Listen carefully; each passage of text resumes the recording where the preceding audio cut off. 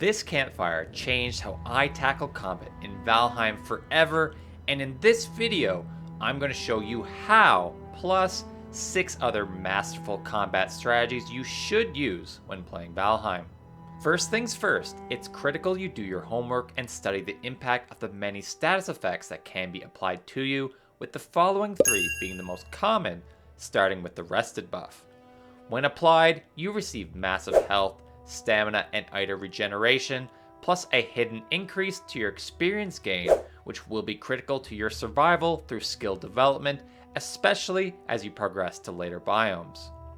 Although health and XP are powerful, you will learn throughout this video why stamina regeneration is the most important buff in Valheim, as many of the forthcoming strategies will share. Second, you should avoid combat whenever possible with the wet status effect applied to you. When wet from either rain or water, you have reduced health and stamina regeneration, while also making you weak to frost and lightning damage. To quickly rid yourself of this effect, place a fire nearby, which will reduce the wet duration by 10 per second. Better yet, you can set yourself ablaze to remove the debuff almost immediately if your armor is less than 26. When in a rush, I quickly toss my armor, hop on the fire, and carry on my merry way.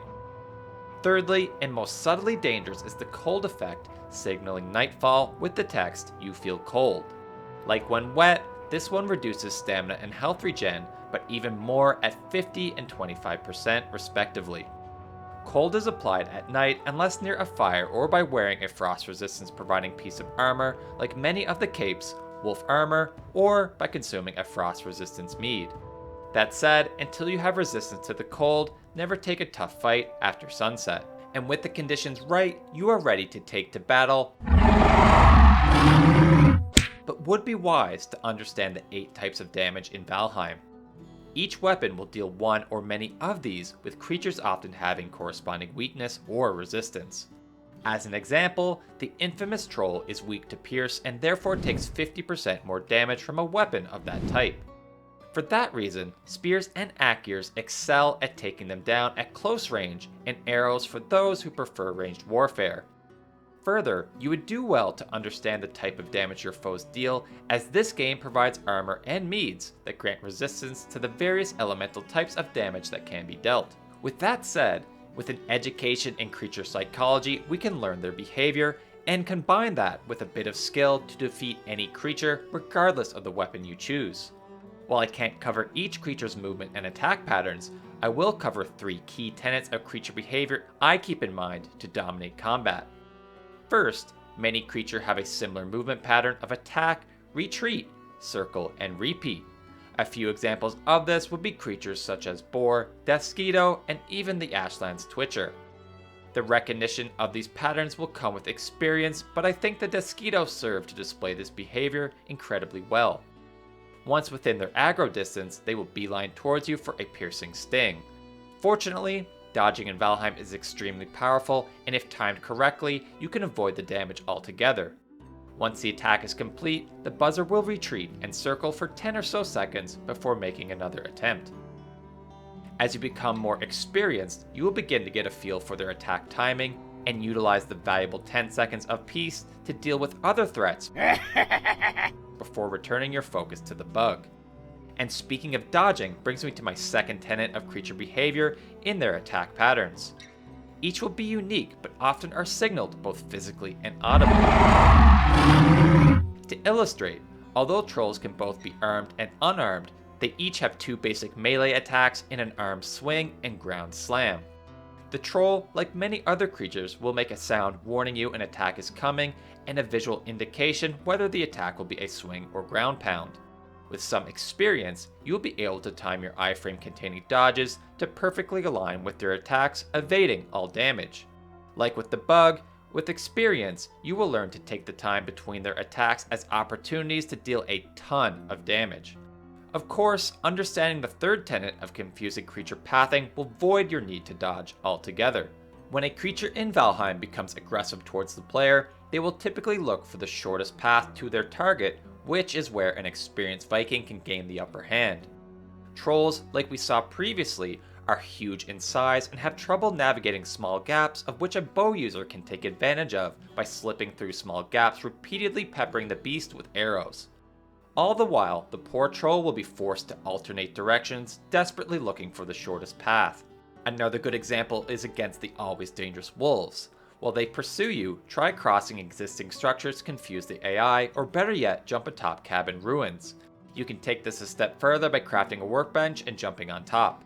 Confusing the beast provides valuable time to recover stamina, and further, atop the workbench, you'll be able to get in a few free hits while they work away at destroying the bench. And these are but a few examples of how you can mess with enemy AI in Valheim. Make sure to experiment with other enemy pathing yourself. Next up, any Viking worth his salt should take advantage of the environment to make their life easier. While I cannot detail every situation in which this is applied, I will share 4 of my personal favorites, starting with strategic use of doors in burial chambers. These can be used to release and isolate skeletons into smaller, more manageable groups, but where they really excel is with coping with archers. As an archer pulls back on his bow, quickly shut the door, blocking the arrow, reopen it, attack, and repeat the process until they are defeated. Alternatively, two-handed hammers are your friend as they can do damage through doors and walls. In burial chambers, shut a door and slam the ground, destroying skeletons on the other side. The same principle can be applied in other dungeons, like sunken crypts or better yet, infested mines, but in that case, ooze bombs work best. Like hammers, they will do AoE damage through walls, but not the barricades, keeping the lethal seekers at a distance. Of course, you can take advantage above ground as well, with Abomination specifically falling victim to these strategies.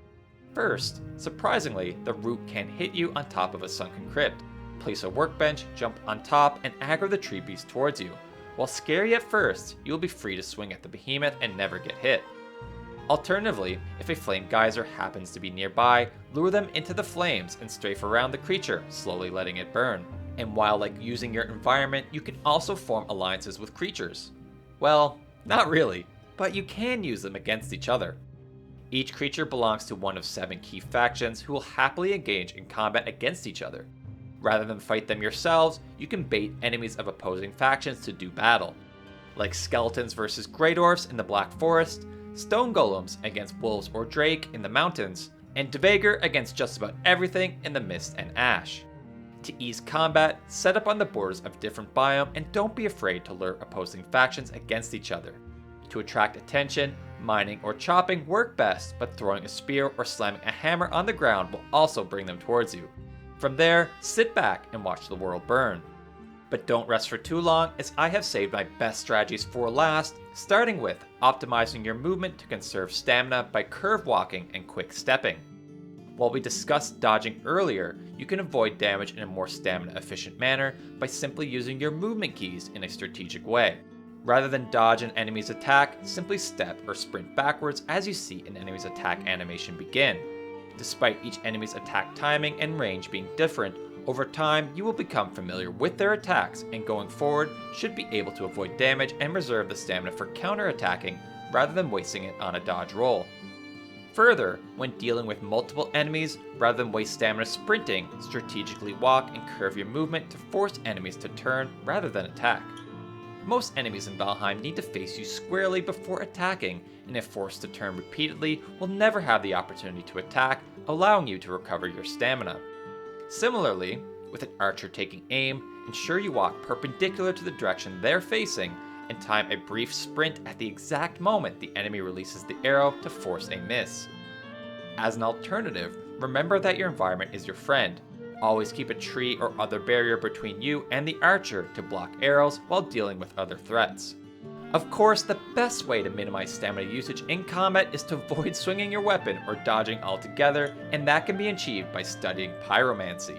Surprisingly, campfires and even better, bonfires are in many ways the most powerful tools in combat, allowing us to overcome difficult creatures and even bosses with limited gear.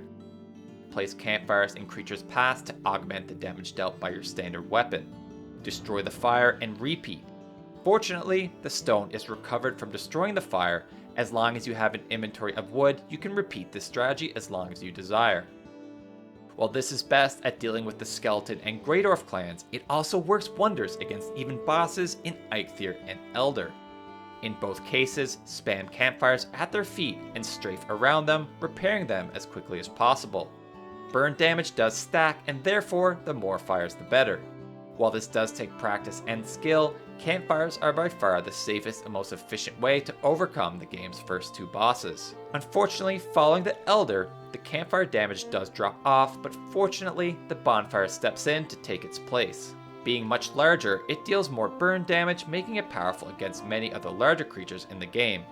The most common strategy for using the bonfire is to place the fire base on the ground and wait for a creature to step on it before igniting it to catch the creature ablaze. From there, you can manipulate the creature pathing to turn a creature such as Wraith, Lox, or Seeker into the fire's flame repeatedly. Continue this process all the while repairing the bonfire to take down even the fiercest of Valheim's beasts. But that's not all.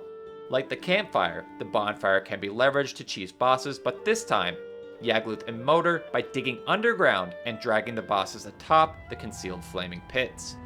If you want to know more about these tactics, I cover them in detail and more with 24 hacks speedrunners use to break Valheim right here.